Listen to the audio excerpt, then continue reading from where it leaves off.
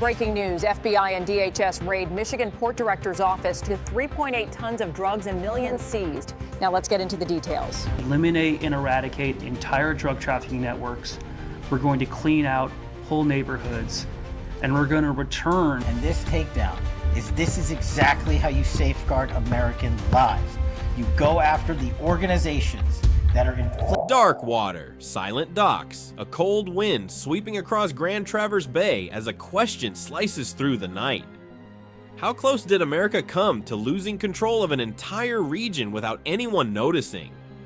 That question hung over the 3 a.m. darkness when federal agents converged on Traverse City, a peaceful tourist town suddenly exposed as a concealed battleground. Flashing lights ripped across the harbor, armored vehicles rolled toward the port, helicopters hovered low, their rotors churning the November air into a violent echo. What appeared calm from a distance now revealed a threat operating just beneath the surface, one that had quietly grown into a machine capable of shaking Michigan's stability at its core. Moments earlier, what was supposed to be a routine inspection had turned into a nightmare. Agents cracked open a container marked for expedited coastal entry and stepped into a lethal reality: hundreds of kilograms of fentanyl, methamphetamine, and heroin, enough to collapse multiple cities, all wrapped in the unmistakable seal of the Sinaloa cartel. Tucked beside the narcotics lay something even more disturbing: an industrial GPS jamming module, a device commonly referenced in recent Reuters and DW reports on cartel maritime evasion technologies.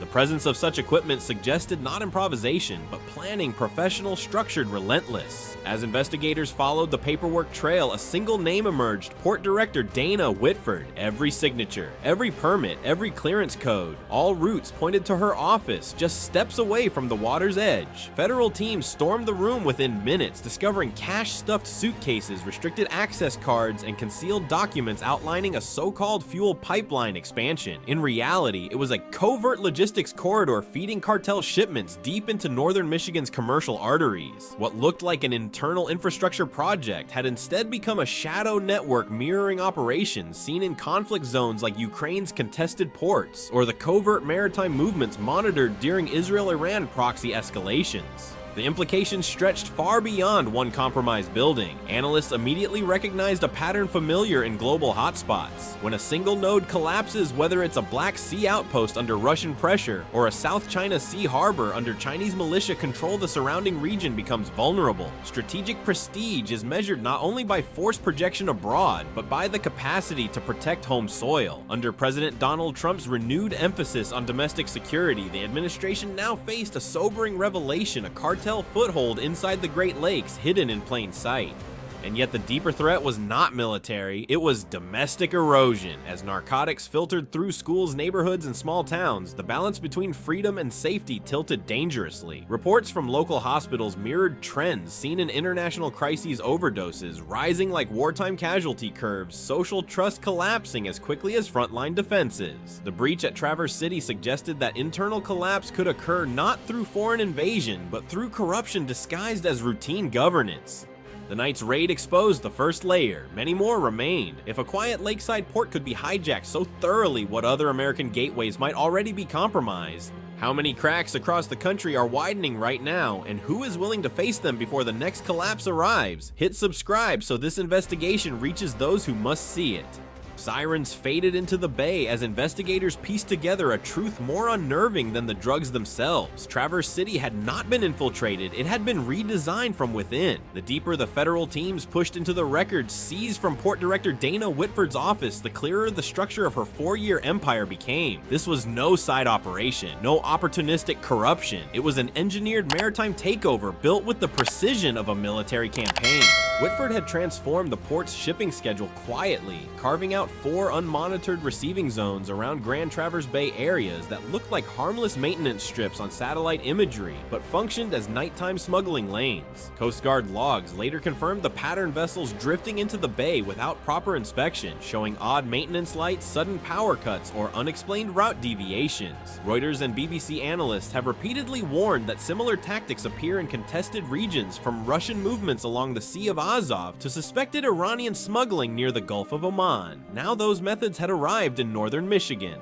Bribes sealed the system. Whitford paid monthly stipends to compromised Coast Guard officers, small predictable sums designed to keep them loyal, silent, and strategically positioned. Some officers reportedly arranged reassignments for colleagues who asked too many questions. Others approved Sinaloa vessels in under 7 minutes, bypassing inspection protocols that normally consumed hours. The Guardian recently noted how rapid clearance channels have become a global vulnerability exploited by traffickers from Southeast Asia to West Africa. Michigan had just become the newest example. Strategically, the operation mirrored hybrid infiltration methods used by state-backed and non-state actors in global conflict zones. In Ukraine, intelligence reports have documented how small maritime points of entry can become decisive leverage points. In the Israel-Iran shadow conflict, even a single corrupted shipping inspector can redirect weapons resources or surveillance systems. And in the US-China contest over critical ports, Pentagon advisors continue to warn that logistical nodes, not aircraft carriers, may define the next era of strategic vulnerability. Whitford's network demonstrated that this danger was no longer speculative, it was operational. But the consequences extended beyond strategy. Her redesign shaped the social landscape of northern Michigan. Cheap, high-purity narcotics poured into small towns, destabilizing communities that had never encountered cartel-level supply. Teenagers gained access to counterfeit pills as easily as energy drinks. Addiction rates spiraled. Rehabilitation inmates relocated from other counties became prey for distributors who used them as runners and cash couriers, repeating patterns seen in Mexican border regions where vulnerable populations become the first exploited group during territorial expansion. Each revelation tightened the picture. Whitford hadn't simply allowed cartel cargo to slip through. She had constructed a parallel economy, a quiet shadow system feeding on America's internal blind spots, almost identical to the way insurgent groups in Syria, Yemen, or eastern Ukraine convert civilian infrastructure into covert supply routes. Northern Michigan's peaceful image masked the architecture of a cartel microstate. Which leads to the question haunting every official reviewing the maps and logs. If one port director could reshape an entire region, what happens the next time an adversary, foreign or criminal, targets a bigger American gateway? And will the country detect it before the damage spreads? Cold dawn air hung over northern Michigan when Federal Command made the decision that would define the night launch Operation Northern Breakwater. The order was issued at 2:30 a.m. inside a secure coordination room in Traverse City, where maps, vessel logs, and seized documents formed a mosaic of a region under silent occupation. The realization was immediate and chilling. Whitford's network stretched across 41 sites from waterfront warehouses to forest stash yards. Hitting them one by one would allow the cartel to scatter. A sweeping strike was the only option. Within minutes, 620 agents from the FBI, DHS, DEA, and Coast Guard mobilized across Petoskey, Alpena, Mackinac City, and the Grand Traverse region. The stillness of the night shattered as armored convoys rolled across bridges, helicopter rotors cut through the dark, and tactical teams advanced with synchronized precision. It was the kind of rapid deployment typically associated with overseas operations, Afghanistan night raids, Israeli border interceptions, or Ukrainian special forces strikes documented by BBC and Reuters. Now the battlefield was a cold slice of America's own north. The first strike hit a warehouse south of Clinch Park, suspected heart of Whitford's fast lane maritime funnel. Explosive charges blew open the steel doors, sending shockwaves echoing across the bay. Inside Sinaloa, lookouts panicked, scrambling between crates and firing blindly toward the breach. Flashbangs detonated. Tactical units surged forward. Within minutes, agents secured over 100 sealed packages awaiting distribution. The warehouse fell, but the battle had just begun. Simultaneous clashes erupted across the region. In Petoskey, a fortified 3-story storage building resisted federal entry. Gunmen fired from a balcony, pinning down advancing units. A DHS armored vehicle absorbed the barrage before ramming the barricaded entrance, allowing stairwell teams to overrun the defenders. Gunfire echoed for 14 minutes, then silence. Near Alpena Coast Guard, tactical crews intercepted 2 vessels attempting to flee into deeper water. Helicopters illuminated the bay as commands were shouted in English and Spanish. One vessel tried to break past the blockade. A Coast Guard cutter cut its path, forcing a surrender. This mirrored tactics seen in the Red Sea and the Mediterranean, where naval interdiction has become a decisive tool against smuggling routes. Tonight, those strategies were playing out on Lake Michigan. The most dramatic confrontation unfolded near Charlevoix. 3 pickup trucks burst from a hidden storage yard behind a lumber mill, racing down a narrow forest road. Drones tracked their movement. Ground units formed a roadblock at a clearing. Spike strips deployed. Engines roared. Tires shredded. One truck attempted to ram the blockade before federal vehicles boxed it in. The occupants were pulled out as the remaining trucks surrendered. By sunrise, all 18 strike teams reported success. More than a dozen cartel operatives captured. Massive caches of narcotics, cash comms equipment, and maritime gear seized. The Sinaloa pipeline that Dana Whitford built had been torn apart in a single night. Yet victory carried an undertone familiar in conflict reporting from Ukraine, Gaza, and the South China Sea. Destroying an enemy's infrastructure is only half the battle. The harder task is understanding how deeply the threat had rooted itself and what vulnerabilities made it possible. As dawn washed across the lakes, one question echoed through the Federal Command Center. If this was the scale of a single port's betrayal, how many other American gateways could be one compromised official away from collapse?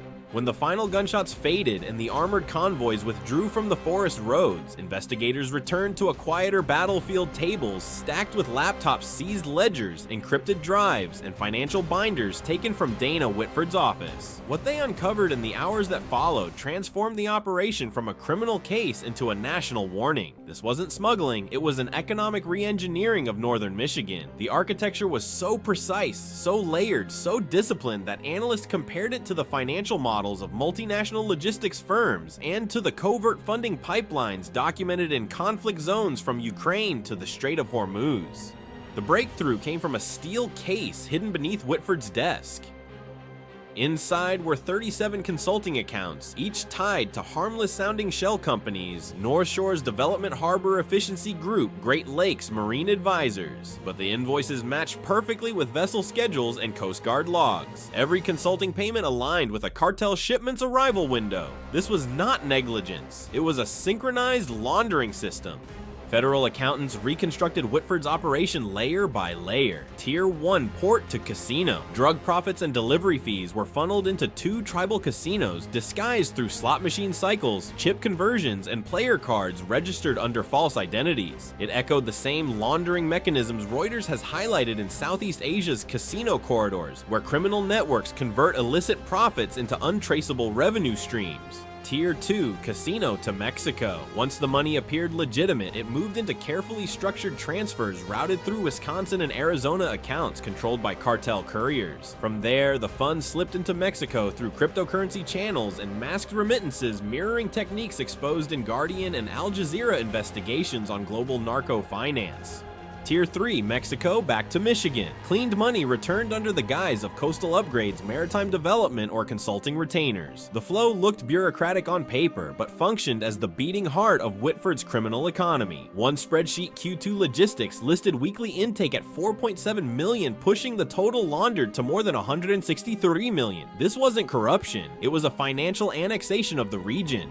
The patterns resembled war economies. Ukraine's occupied territories saw similar shadow funding structures built around ports and fuel corridors. Iran's proxies used shell companies to mask weapons transfers and political funding. China's commercial networks in the Pacific blend state, private, and covert capital flows to gain leverage over critical infrastructure. Northern Michigan had unknowingly followed the same script, except the architect wasn't a foreign government. It was the port director herself. But the most dangerous layer emerged in the personnel files. Whitford paid $12,000 per month to compromise Coast Guard officers, who then arranged duty rosters, reassigned honest colleagues, and ensured cartel vessels glided through fast lanes with zero inspection. It resembled the infiltration patterns seen in Lebanese port corruption or Venezuelan coastal networks, where a small number of compromised officials open entire gateways.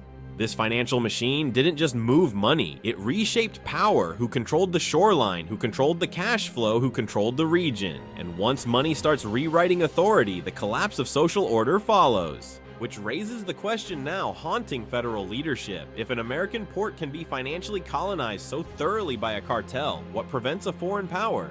Russia, Iran, China from doing the same to a larger, more strategic gateway? And will the nation recognize the warning before another region is quietly taken? As financial teams dissected Whitford's laundering empire, another group of investigators turned their attention to the communities left in its wake. What they uncovered over the next 48 hours revealed a truth more devastating than any warehouse raid or casino ledger. Northern Michigan had suffered a slow-motion social collapse, engineered not by an army or a foreign intelligence service, but by a port director who weaponized neglect, addiction, and opportunity. The pattern resembled the societal breakdowns documented by BBC and Al Jazeera in war-disrupted regions, quiet at first, then overwhelming, then irreversible if not stopped.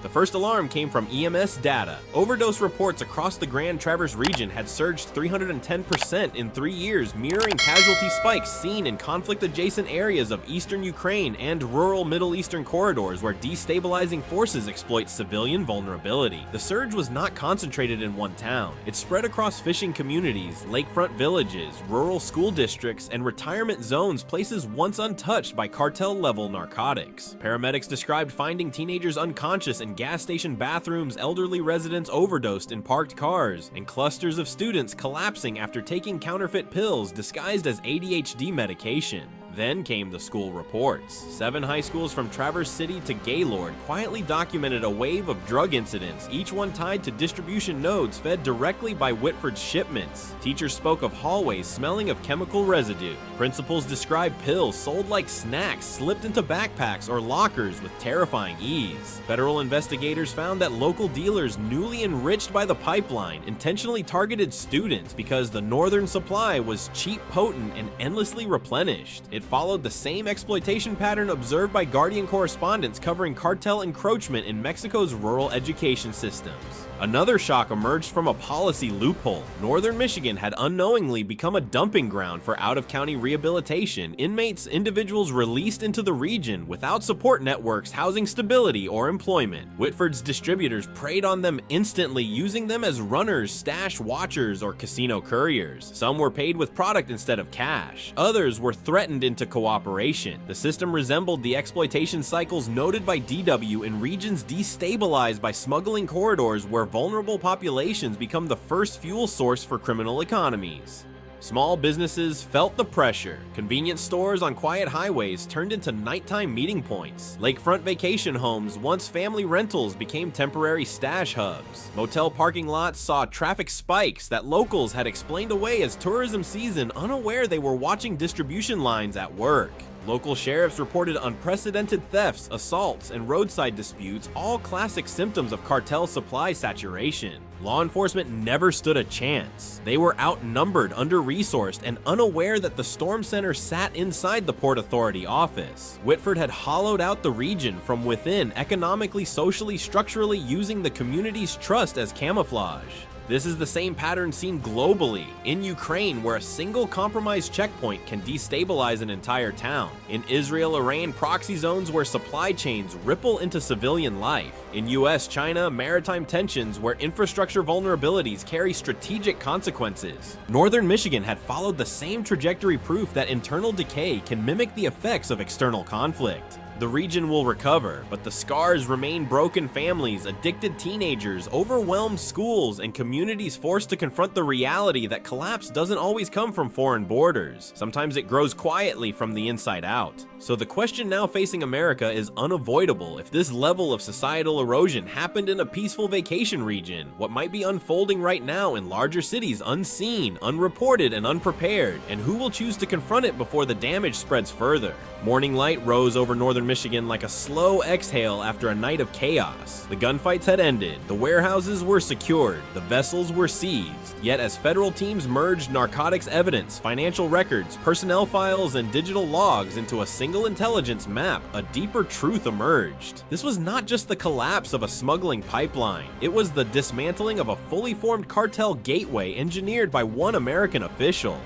The reconstruction of Whitford's empire was chilling in its clarity. It began with a disguised fuel pipeline expansion, a project that raised no alarms at City Hall and required little public oversight. But beneath the paperwork, the infrastructure was redesigned to mirror covert supply corridors used in conflict zones. Over time, new elements fused into the system: friendly casino managers to wash the cash-compromised Coast Guard officers, to clear suspicious vessels, shell company accountants, to mask the flow of money, and local distributors to push product into schools, motels, and rural neighborhoods. By the time federal agencies launched Operation Northern Breakwater, Traverse City Harbor had become a functioning Sinaloa logistics hub, a Great Lakes version of the criminal microeconomies documented in Reuters reporting from Mexico, the Pacific, and parts of Eastern Europe. Every overdose spike, every sudden rise in cash movement, every unexplained Coast Guard clearance now made sense. These were not isolated incidents. They were symptoms of an unseen machine.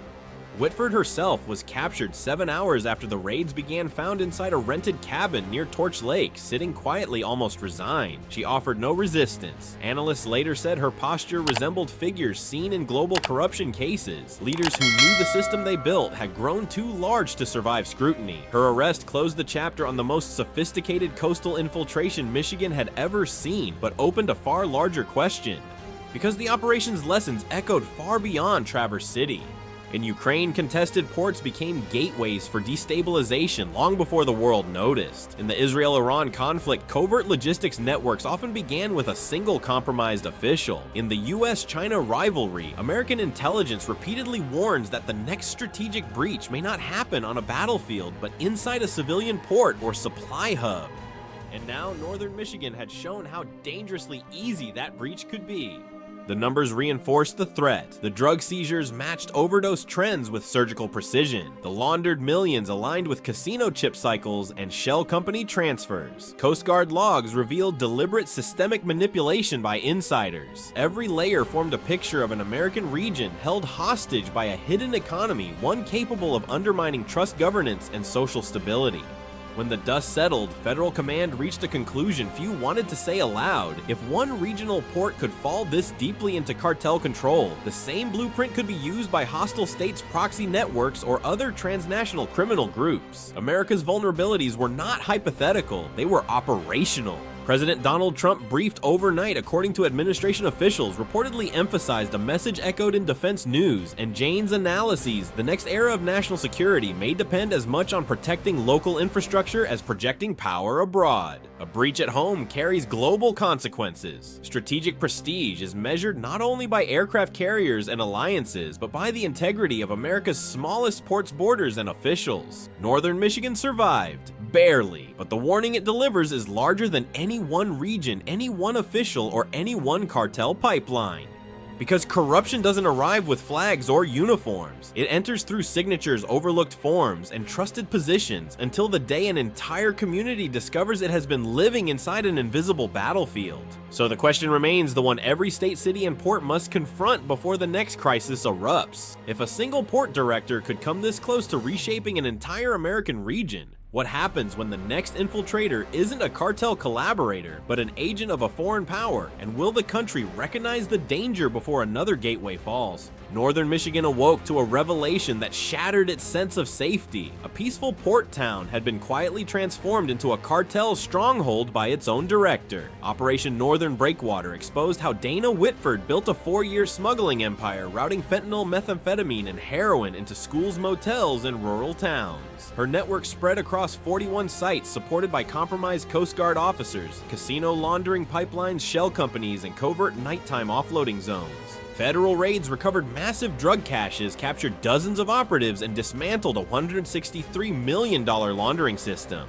Yet the deepest damage was social overdoses, up 310%, teenagers addicted, rehabilitation inmates exploited, and entire communities destabilized. Analysts found Whitford's system mirrored tactics used by cartels, proxy militias, and hostile states in global conflict zones. Northern Michigan's collapse revealed a national vulnerability. A single strategic node infiltrated from within can undermine an entire region. The warning is clear. America's security depends not only on global strength, but on the integrity of its local ports officials and institutions. If this breach happened here, where might the next one already be forming?